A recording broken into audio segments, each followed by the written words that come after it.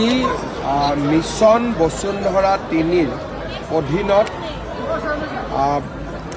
মাটিৰ পট্টা প্ৰদান কৰাৰ কাৰ্যসূচী আমি ধেমাজিত কেন্দ্ৰীয়ভাৱে আৰম্ভ কৰিছোঁ। এই বসুন্ধৰা ৩ৰ জৰিয়তে ধৰ্মীয় অনুষ্ঠান, school, college, club, music school, এই বিভিন্ন ধৰণৰ অনুষ্ঠানে আজি গোটেই অসমজুৰি মাটিৰ পট্টা লাভ কৰিছে। নন কেডেষ্ট্ৰিয়েল ভিলেজত বাস কৰা লোকসকলৰ গাঁও আমি কেডেষ্ট্ৰিয়েল ভিলেজলৈকে ৰূপান্তৰ কৰি আজি মাটিৰ পট্টা প্ৰদান কৰিছোঁ। প্ৰায় ২ লাখ লোক আজিৰ দিনটোত ভূমি পট্টা লাভ কৰিবলৈ সক্ষম হ'ব। মিছন বসুন্ধৰা 1, 2, 3 তিনিওটা মিলাই চৰকাৰে 10 লাখ পৰিয়াল, অনুষ্ঠান, ধৰ্মীয় অনুষ্ঠান, শিক্ষানুষ্ঠান সকলোকে মিলি 10 লাখ পৰিয়ালক আমি উপকৃত কৰিব পাৰিছোঁ। অসম চৰকাৰৰ এটা সফলতম আঁচনি আছিলে। পৰৱৰ্তী সময়তো বসুন্ধৰা 4 আমি আৰম্ভ কৰিম, যাতে এইবাৰো বাদ পৰি যোৱা জনসাধাৰণক আমি অহাবাৰ সমাহিত কৰি ল'ব পাৰিম। স্যাৰ, যিহেতু সমাগত বিধানসভা নিৰ্বাচন ধেমাজি 3টা সমষ্টি এটা হৈছে, এতিয়া নৱগঠিত চুচিবকা সমষ্টিত বা নতুন প্ৰাৰ্থীৰ মুখ দেখিব পাব নেকি? তাতো দেখিতো পাবই লাগিব, কাৰণ 2জন বিধায়ক আছে, ৰণোজ পেগু আৰু ভুৱন পেগু। সমষ্টি 3টা যিহেতু তৃতীয় ব্যক্তি এজনটো আহিবই লাগিব। 2 মাৰ্চৰ পৰা যি আপোনালোকৰ বিজেপিৰ আশীৰ্বাদ যাত্ৰা আছে, 2 মাৰ্চ নহয়, অহাকালিৰ পৰা কেনেদৰে ভাল কৰি ৰাইজৰ ওচৰত যাম, ৰাইজৰ লগত কথা বতৰা পাতিম। গতিকে অহাকালি ৰাতিপুৱা ঢেকীয়াজুলিৰ পৰা আৰম্ভ হ'ব আৰু সমগ্ৰ অসমৰ বিভিন্ন জেগাত প্ৰায় আমি টাৰ্গেট লৈছোঁ যে 1,500-2,000 কিলোমিটাৰ আৰু 40-50টা সমষ্টিক সামৰি লোৱা। কিমান শিক্ষা বিভাগতো আৰু বেলেগ নিযুক্তি এতিয়া নাই। 4,500 এটা এপইণ্টমেণ্ট আছে আৰু এটা স্পেচিয়েল ৰিক্ৰুটমেণ্ট এটা ড্ৰাইভ আছে, হৈ যাব এইবিলাক।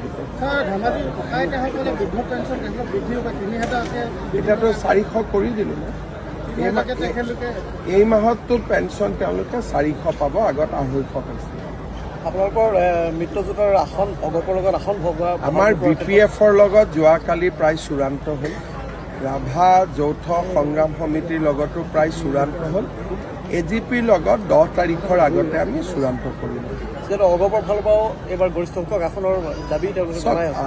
দাবী জনোৱাততো কাকো আপুনি বাধা দিব নোৱাৰে, কিন্তু আমাৰ গোটেই ক'ত আমাৰ শক্তি আছে এটা ছাৰ্ভে হয়, পৰ্যালোচনা হয়, ৰাজনৈতিক ফিডবেক লোৱা হয় আৰু সেই ফিডবেকৰ অধীনত 16তো আমি মিত্ৰতা কৰিছোঁ, 21তো কৰিছোঁ, গতিকে 26তো হৈ যাব।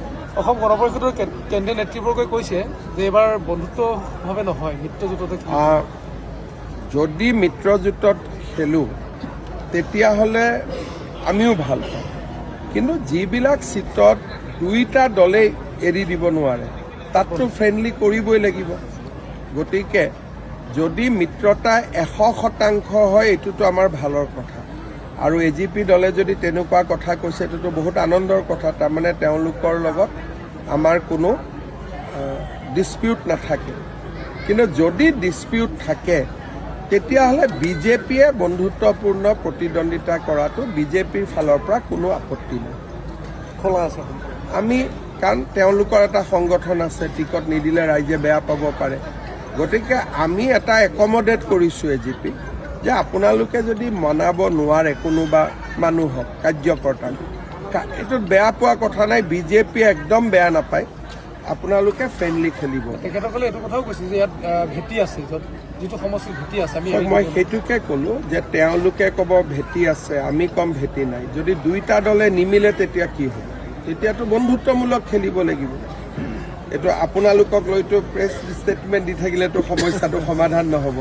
সেইকাৰণে BJPৰ হাতত এটা সমাধান সূত্ৰ আছে যে যিকেইটাত পাৰোঁ মিলিজুলি খেলোঁ, যিকেইটাত নোৱাৰোঁ বন্ধুত্বপূৰ্ণ খেলোঁ। এটা পাৰ্টি জিকিলেই হ'ল। হ'ব, থেংক ইউ।